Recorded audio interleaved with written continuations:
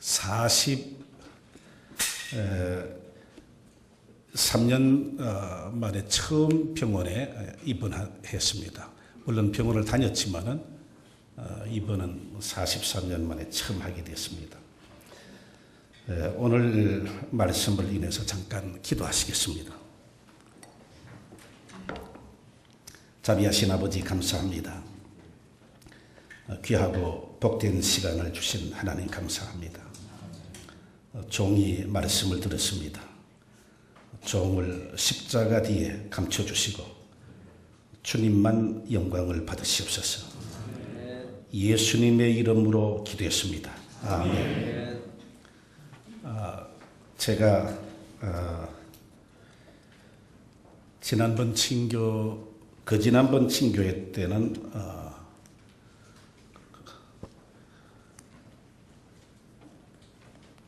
침대 요한은 가야 되고 예수님만 남아야 된다. 그는 흥해야 되고 나는 쉬어야 된다 하는 말씀을 드리면서 평택의 공동체 생활에 관해서 함께 말씀을 나눴습니다. 오늘은 마태복음 5장 1절에서 12절까지 나타나 있는 말씀을 가지고 우리가 너무나 잘 아시는 말씀입니다만은 여기 본문 말씀을 통해서 예수님이 가르치신 행복이라는 제목을 가지고 이 말씀을 함께 나누고자 합니다.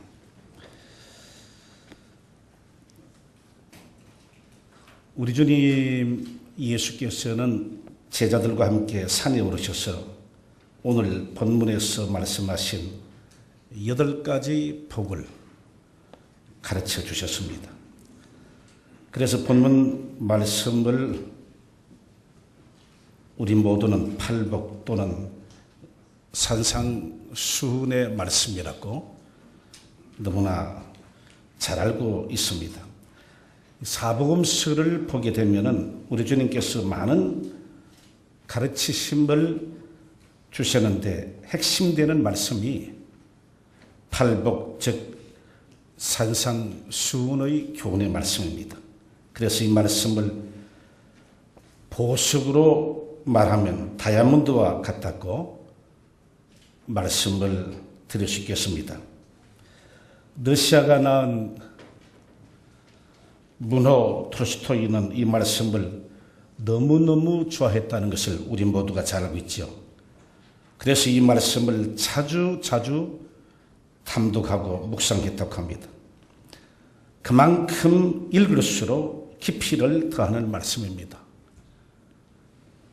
저의 사역에 있어서 이 말씀의 깊이는 사역을 오래 하면 할수록 더 깊이가 달라지는 것을 체험하게 되었습니다. 인도가 난 간디도 이 말씀에 매료되어 무저항 운동의 선구자가 되었다는 말씀도 우리가 잘 알고 있습니다. 우리 주님은 이 말씀을 제자들과 많은 무리에게 주셨는데 왜 이 말씀을 주셨습니까? 세상의 기존 행복관과 전통적인 가치관과 개념들을 바꿔 놓길 원하셨습니다. 오늘 밤 새로운 의미 3가지를 함께 생각하면서 은혜를 나누고자 합니다. 첫 번째로 행복의 개념을 새롭게 정리해 주셨습니다. 사람은 누구나 행복해지고 싶다는 강한 욕망을 가지고 있죠. 그래서 사람들의 최상의 목표는 행복해지는 것입니다. 이 같은 생각은 동서고금의 차이가 없습니다.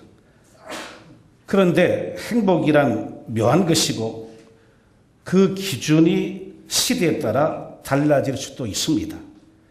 오늘 행복의 기준이 100년 그리고 200년 후 똑같을 수는 없지요.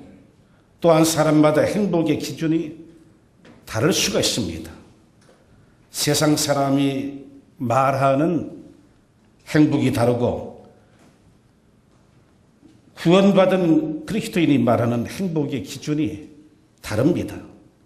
불신자들이 말하는 행복은 쾌락적이고 향락적이고 감각적이죠. 그리고 다분히 세속적인 것입니다. 그러나 그리스도인들에게는 행복의 기준과 차원이 다릅니다. 이 다른 것을 주님은 우리들에게 가르치시고 있습니다. 심령이 가난한 것, 마음이 온유한 것, 애통하는 것, 긍휼히 여기는 것, 경건한 삶이죠. 이런 그리스도인의 행복은 세상 사람들에게는, 불신자들에게는 재미가 없습니다. 전에 제 초등학교 친구들이 찾아왔습니다. 함께 식사를 하면서 목사, 그건 무슨 재미로 하노? 그건 무슨 재미로 하노? 친구들이 볼 때 목사는 고리 타분하고 재미가 없는 삶인 줄 그렇게 알고 있어요. 그래서 제가 친구들에게 대답을 했습니다. 아니야. 목사는 너무너무 놀라운 것이야. 자네들이 생각하는 같이 아주 답답하고 따분하고 뭐 그런 게 아니야. 나는 내가 하나님께로부터 부름을 받아 하는 이 일에 너무너무 행복해하고 있어. 그러니까 그 친구들이 도저히 이해가 안 된다고 고개를 갸우뚱하는 것을 보았습니다. 본문에서 우리 주님은 영원 불변한 행복의 원리를 가르치고 있습니다. 그것이 1절에서 12절까지 나오죠. 여기에서 팔복이 우리에게 교훈으로 주어지고 있습니다. 본문의 팔복의 공통점이 주어지고 있습니다. 그것은 바로 심령입니다. 마음입니다. 세상에서 변하지 않고 녹슬지 않고 누가 뺏어갈 수 없는 심령의 복, 마음의 복을 말씀하고 있습니다. 이것이 최고의 복, 보이는 복, 만져지는 복, 화려한 복, 영화스러운 복을 말합니다. 그런데 그런 것들은 잠시 후면 없어집니다. 잠시 후면 변해버립니다. 잠시 후면 멀리 떠나버립니다. 그런 복은 일시적이고 제한적입니다. 한시적인 것들입니다.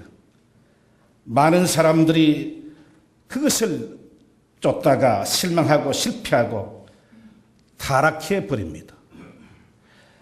2년 전 명절 때 파주 금천에서 유산 때문에 65세 된 이시성을 가진 형제들의 칼부림이, 그리고 엽총으로 동생을 쏴 죽이고 불지른 사건이 신문에 대문짝하게 난 사건들을 기억하실 줄 압니다.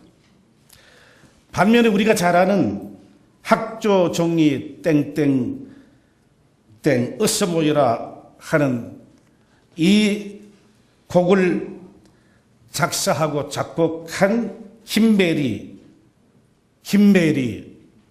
여사를 여러분들이 기억을 하실는지 모르겠습니다. 이분은 이화 여전 교수로 있다가 결혼을 해서 미국에 건너갔습니다. 그리고 의학을 연구해서 평화봉사단으로 평생 동안 아프리카 오지에서 봉사활동을 했고, 미국 미시간 주에서 그리고 뉴욕에서 4교회 개척교회를 설립을 했습니다. 그리고 아프리카 라이베리아에서 최고령 봉사단원으로 헌신하다가 101세로 2005년 2월 9일 밤 11시 45분에 뉴욕 맨해튼에서 주님의 부르심을 받고 천국 갈 때까지 봉사와 섬김의 삶으로 자신은 행복했다고 간증을 남겼습니다.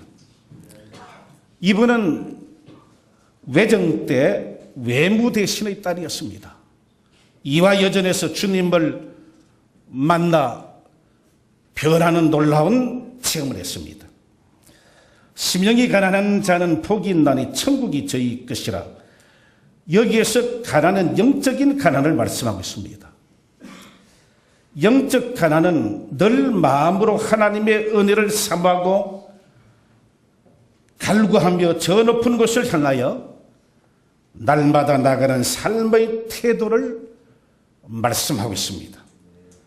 저는 목회 초년 평택 사거리에서 800원의 사례비로 처녀 목회를 시작했습니다. 그리고 사택이 없었습니다. 유문상 형제라는 형제 집의 한 모퉁이에 제가 처음 처녀 사역을 시작하면서 그곳에 잠자리를 얻어서 시작을 했습니다. 여기 김학수 목사님이 다 그때 청년들이었기 때문에 증인들입니다. 그런데 그런 극한 어려운 사역이 오히려 하나님만 절대적으로 붙잡을 수밖에 없도록끔 하나님께서 나에게 놀라운 기회를 주셨습니다. 그 당시에는 오직 사역을 일으켜야 된다는 일념밖에 없었지만은 지난 후 보니까 참으로 주님만 바라볼 수밖에 없는 환경을 주신 하나님을 감사하고 찬양하지 않을 수가 없었습니다. 그런 목회 경험이 오늘 저로 하여금 나된 것은 전적인 주님의 은혜인 것을 다시 찬양할 수 있게 됐습니다. 누가 이런 놀라운 행복을 빼앗아갈 수 있습니까? 그런 심령을 가진 분은 천국을 소유하신 분입니다. 그런 마음이 주님이 가르치신 행복의 소유자라는 사실을 기억해야 됩니다. 저희 부부는 지금 큰 예배당에서 사역을 할 때나 내일 아침 거리가 없어서 오늘 저녁에 주님께 기도하면서 내일 아침을 양식을 하나님께 공동체 생활을 하면서 부탁할 때나 어느 때가 더 행복했느냐? 평택에 내일 아침이 없어서 아침거리가 없어서 내일 아침거리를 오늘 저녁에 하나님께 간절히 기도할 때가 더 행복했다고 집사람과 저는 자주 고백을 합니다. 전능자가 우리를 소명하셨기 때문에 그분이 우리와 함께 하시면 우리는 행복자인 줄 믿습니다. 본문 4절에 애통하는 자가 복이 있나니 저희가 위로를 받을 것임이라고 약속했습니다. 애통에는 몇 가지 애통이 있습니다. 애통의 종류는 일반적인 것과 특별한 것으로 구별할 수 있겠습니다. 사람들에게 배신당했을 때 다윗같이 아들에게 배신당하고 요셉같이 형들에게 배신당할 수 있습니다. 아들, 딸이 갑자기 죽었을 때 이때 당하는 충격은 상상을 초월합니다. 이런 때는 가슴이 찢어지고 숨이 막히고 하늘이 무너지는 애통을 하게 될 줄 믿습니다. 저는 어렸을 때 장박사 밑에 막내 아우가 죽었어요. 복막이 맹장이 복막으로 발전해서 죽게 되었습니다. 50년이 지났지만은 저희 형제들이 너무너무 가슴 아파했지만은 지금도 어머님이 그 무덤에 같이 묻히겠다고 통곡하셨던 어머님의 모습이 눈에 선합니다. 그런가 하면 자신을 위한 애통도 있습니다. 자기 자신을 보면서 애통하는 애통이 있습니다. 슬픔을 당해서 애통하는 게 아니고 자신의 메마른 영적 모습을 보고 거룩함이라고 전혀 없는 앙상된 자신의 모습을 보고 한심한 자신의 영적인 모습을 보고 자발적으로 애통하는 애통입니다. 하나님의 거룩한 임재 앞에 이사야는 나는 입술이 부정합니다. 나는 망하게 되었습니다라고 애통했습니다. 예레미야는 민족의 패망을 애통해 했습니다. 예레미야 애가는 에카지요. 에카라는 의미는 어찌할꼬 하는 아주 통곡입니다. 내 나라가 망하게 되었으니까 어찌할꼬. 마치 불난 집의 어린 자식을 그냥 두고 나온 어머니가 자식을 건지지 못해서 어찌할꼬 통곡하는 그 통곡과 같은 의미가 되겠습니다. 이런 애통은 영적 각성이요 참된 회개인 줄 믿습니다. 참으로 차원 높은 애통입니다. 목회자가 해야 될 애통인 줄 믿습니다. 황폐해가는 내 영혼을 위해 애통을 우리가 해야 되지 않겠습니까? 그런가 하면 권력을 향한 애통도 있습니다. 사도 바울은 로마서 9장 2절에 자신에게 그치지 않는 고통이 있다고 고백을 했습니다. 그 고통은 바로 자기 동족이 예수를 믿지 않고 멸망당할 위기에 빠져있기 때문에 하나님 앞에 권력을 향한 애통이었습니다. 오늘 우리들은 내 가족이 믿지 않아서 내 남편, 내 형제, 내 이웃, 그리고 나가서 자식들의 불효, 이런 것으로 인해서 애통을 하나님께 해야 될 일이 참 많다고 생각이 됩니다. 아직도 내 민족의 4분의 3이 구원받지 못하고 멸망의 길로 가고 있습니다. 이들을 위해 이런 새벽에 잠을 추려가며 새벽마다 하나님 앞에 우리 모두가 애통해야 되지 않겠습니까? 과거 우리 친교회는 새벽 기도를 하는 것이든지 나가서 의자가 좀 고급스러운 의자이면은 어린 선교사님들이 에큐메니칼 한다고 그렇게 이야기할 정도로 아주 미성숙한 어린 선교사님들이 와서 우리의 기도 생활, 금식을 하는 것을 공격을 하고 이런 한때가 있었습니다.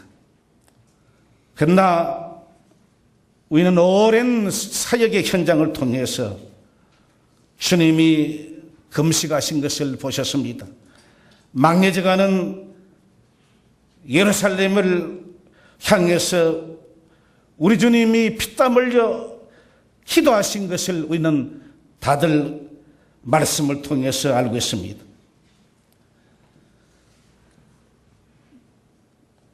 이렇게 애통하는 사람에게 주어지는 복이 무엇입니까? 그것은 하늘의 위로입니다. 4절에 애통하는 자가 복이 있나니 저희가 위로를 받을 것이며 라고 약속했습니다. 하늘의 위로란 무슨 뜻입니까? 그것은 하늘의 응답입니다. 하늘의 응답은 애통하는 심령, 애통하는 마음에 임한다는 것입니다. 이것이 진정 우리 주님께서 말씀하신 진정한 행복이라는 것입니다. 우리 주님은 산상수훈에서 참된 행복의 원리를 우리에게 가르쳐 주셨습니다. 참된 행복의 원리를 정리해 주셨습니다. 이 세상에서 가장 가치 있는 행복이 무엇인가? 그것은 마음의 뜻을 응답해 주시는 하나님의 응답인 것입니다. 두 번째로 포상의 개념을 새롭게 주님께서 정리해 주셨습니다. 많은 하나님의 사람들이 하나님이 상 주심, 즉 포상에 대해서 오해들을 하고 있습니다. 사람들은 포상하면은 물질적인 것으로만 생각하는 경향들이 많습니다. 그래서 한국교회의 가장 큰 문제가 바로 기복신앙이죠. 예수 믿으면 구원이 아니라 예수 믿으면 축복을 받는다. 예수 믿으면 축복받는다 하는 것을 많은 부흥사들이 한국교회를 어지럽혀 놨습니다. 제가 이슬람 선교 단체의 이사로서 직함을 갖고 있는데 김미한 총장이 같은 이사 중에 한 분이면서 고문입니다. 그분과 대화를 할 때마다 무슨 이야기를 하냐면 한국의 장로교회들은 목사님들이 부흥사들 초청해가지고는 부흥회를 하고 예배당을 세우고 그리고 사례비를 올리고 그렇게 부흥회를 하는데 우리 성서침례교회는 선교를 열심히 하는데 전국의 교회가 크고 적지만은 선교 헌금을 해서 신학교를 돕고 있습니다. 그분이 뭐냐면 한국의 부흥회보다 미션 컨퍼런스가 곳곳마다 일어났으면 참 좋겠다. 성서침례교회가 200개 정도밖에 안 되는데 신학교를 유지한다는 것은 기적이라고 이야기를 하시는 것을 들었습니다. 얼마 전에 우리 이사들이 모여서 잠깐 기도회를 했는데 장경동 목사 같은 그런 큰 교회도 1년에 신학교 몇백만 원 안 돈다는 거죠. 그런데 우리가 적은 숫자지만은 전국교회가 힘을 합쳐서 선교한다는 것, 이거는 너무너무 놀라운 것입니다. 선교학을 하신 분들은 굉장히 부러워해요. 정말 성서침례교회가 대단하다. 국민일보를 보신 분들은 보도를 통해서 보셨겠습니다만은 짐 베커 목사, 70년대 80년대 미국 가면 이분 굉장히 방송 설교를 많이 하신 분입니다. 이분이 4년 6개월 동안 감옥 생활을 하고 나와서 내가 틀렸다 하는 글을 썼습니다. 자기 자전적인 고백을 기록한 책입니다. 이분이 70년대 80년대에는 예수 믿으면 성공한다는 그런 설교를 하신 분이었습니다.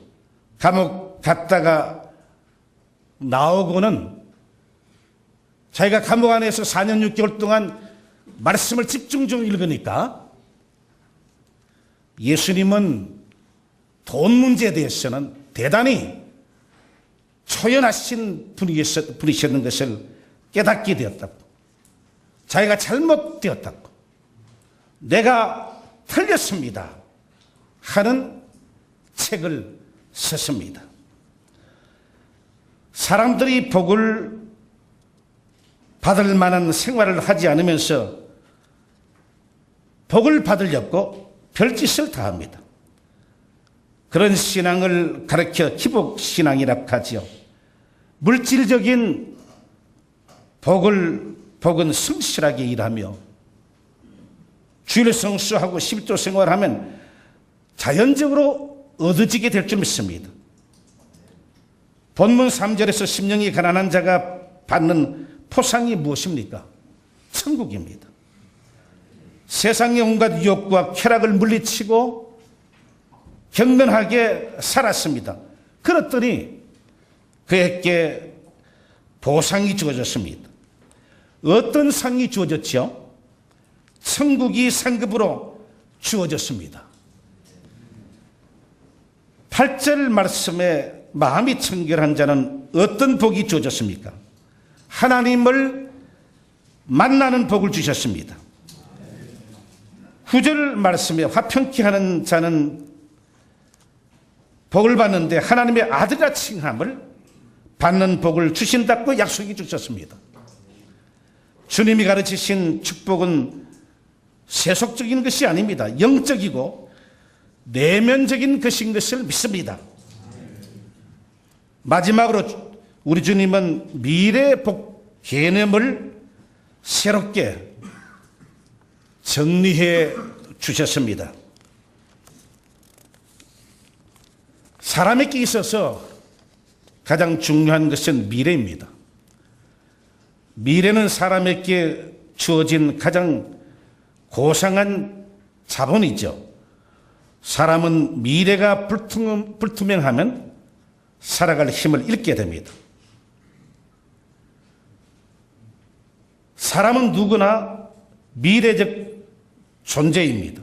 사람이 짐승과 다른 것은 짐승은 각 혼이 있지만은 사람은 영혼을 사모하는 하나님의 형상이 있습니다. 그런 거로 사람은 미래 중 미래인 내세 문제가 대단히 중요합니다. 지금 죽어가는 사람에게 가장 큰 문제가 무엇이겠습니까? 그것은 병에서 치료되는 것도 아니고 돈 문제도 아니고 먹는 문제도 아닙니다. 바로 내세 문제입니다. 죽음에 대한 해답이죠. 저는 교회에서 대신방 때 종종 연세 많은 분들에게 이 구원의 확신의 점검을 자주 합니다. 그러면 대체적으로 다른 것은 잊어도 이 구원 문제는 분명한 것을 보게 됩니다. 연세 많으신 분들이 갑자기 언제 돌아가시는지 모르니까 구원 문제를 항상 점검을 합니다. 본문을 우리가 보게 되면 우리 주님은 복의 개념을 새롭게 정립해 놓으셨습니다. 심령이 가난한 사람이 행복하다고 했습니다. 왜냐하면 천국이 저희 것이기 때문입니다. 지금 죽어가는 사람이 천국이 훤히 보인다고 합시다. 왜 죽음이 두렵겠습니까? 학조종이 땡땡땡 작곡가는 100일새로 소천하면서 편안히 주님께 갔다고 단정을 남겼습니다. 마라톤 선수에게 꼬린 지점이 눈앞에 보인다고 하면 중도에서 포기하겠습니까? 저는 솔직히 천국이 있으니까 목회를 하고 예수를 믿고 살지, 천국이 없다면 예수 믿는 게 별로 소득도 없는데 바울이 고백한 대로 예수 믿는 우리들이 부활이 없고 천국이 없으면 가장 불쌍한 사람들인 줄 믿습니다.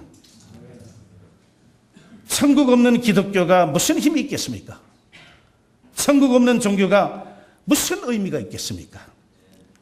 천국 없는 예수를 누가 믿겠습니까? 3절 말씀에 심령이 가난한 자가 받는 복도 천국이고 10절에 의를 위해 핍박을 받는 자의 복도 천국이고 11절 12절에 나를 인해 핍박을 받는 자의 복도 천국이란 큰 상급이 우리에게 약속되어 있습니다. 모든 복의 결론은 천국입니다. 그리스도인에게 있어서 천국은 절대적인 것입니다. 왜냐하면 천국은 기독교의 생명이기 때문입니다. 이한상 선교사님이 여기 앉아 계시네요. 강효민 목사님 교회에서 목사 안수를 받을 때 저에게 축사할 수 있는 시간이 주어졌습니다. 우리가 주님께 갈 때 약속되어 있는 새 예루살렘, 너무너무 아름답습니다. 황홀합니다. 각종 보석으로 세운 집입니다. 홍보석, 녹보석, 홍만호, 비치오, 수정 같은 아름다운 유리바다, 12진주문,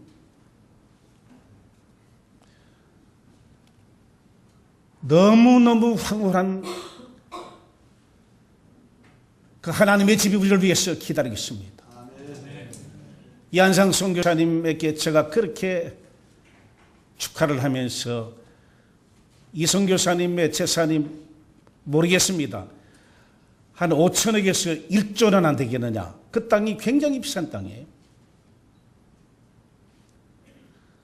어마어마한 돈이죠. 그런데 한 영혼을 주님께로 인도하면 한 영혼이 온 세상보다 더 귀한 줄을 믿습니다. 사역의 현장이 어렵다 보면은 물질에 대한 관심이 엄청난데요. 사역을 오래 하면 할수록 나와 주님과 관계를 새벽마다 엎드려 기도할 때마다 분명한 소망과 확신은 천국, 하나님의 나라, 구원받은 우리를 위해서 예배해 두신 그 새 예루살렘, 그것만이 크게 보여요. 이 세상은 나이가 들어가면서 점점 작게 보이고 하늘나라가 점점 커 보이는, 사실은 어찌할 수 없는 것 같기도 하지만은 그곳이 있기 때문에 소망 중에 주님을 의지하고 이 힘들고 어려운 사역을 감당하게 될 줄 믿습니다. 그런데 문제는 이 천국이 없는 사람이 문제죠. 천국이 없습니까? 죽는 이야기만 나오면 벌벌 떨죠. 어려움만 닥치면 벌벌 떱니다. 병나고 전쟁나고 가난해도 죽지 않으면 연습 게임이니까 뭐가 더럽겠습니까? 불시자는 이생뿐이죠. 이생의 것이 없어질 때 불안해합니다. 그런데 우리에게는 영원히 있습니다. 천국이 있습니다. 이것 말고 더 이상 무슨 복이 필요합니까? 각종 황금 보석으로 지은 집에서 살 사람이 이 땅에 시멘트 집, 돌집을 부러워하겠어요? 이 땅에 아무리 대리석으로 잘 뜬 집이라 할지라도 그게 우리에게 약속된 새 예루살렘과 비교하면 그는 아무것도 아닙니다.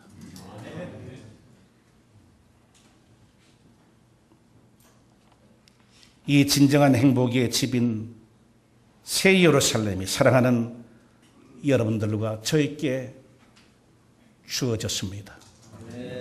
그러므로 두려워하지 말고 흔들리지 말고 우리에게 주어진 순수한 이 복음을 끝까지 믿고 지키고 선한 사업을 계속할 수 있기를 간절히 바랍니다. 아멘. 기도하시겠습니다. 자비하신 아버지 감사합니다. 귀하고 복된 시간 주신 것 감사합니다. 사역 현장에서 너무 힘들고 어려울 때 우리가 좌절하고 절망도 할 수 있습니다. 그러나 우리에게는 놀라운 황홀한 새 예루살렘이 예비되어 있습니다. 그러므로 선한 사업을 계속할 수 있게 하시고 중단 없이 투쟁하는 귀한 동력자들이 되게 하시고 사모님들이 되게 하옵소서. 예수님의 이름으로 기도했습니다. 아멘.